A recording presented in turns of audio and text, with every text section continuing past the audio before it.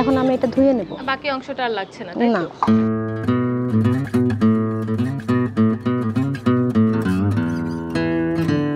আপু এখন কি করতে হবে? এখন সয়াবিন তেল। সয়াবিন তেল দিতে হবে। আচ্ছা, আবার একটু হলুদ, একটু লবণ নেব। আচ্ছা, একটু হলুদ আর লবণ লাগবে, তাই তো? জি।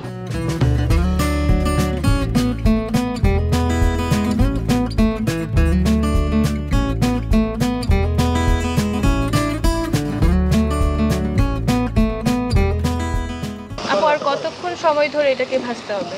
আপু আমি 2 মিনিটের মতো ভেজে নিয়েছি, এখন আমি এটা উঠাই দিব।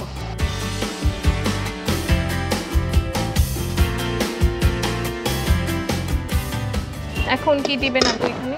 এখন আমি তেল দিব। আচ্ছা, আপনি তেল দেন, এই দিকটা আমি দিচ্ছি।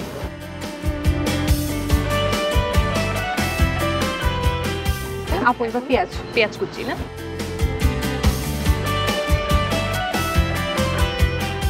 এবার রসুন বাটা। রসুন বাটা।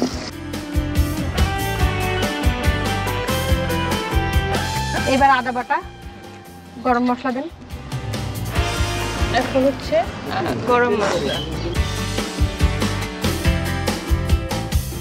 এখন কি হচ্ছে একটু হ্যাঁ, একটু পানি দিয়ে নেব।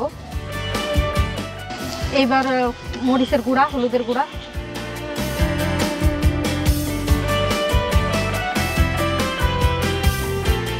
এখন এটা কি দিচ্ছে? এটা ধনিয়ার গুঁড়া।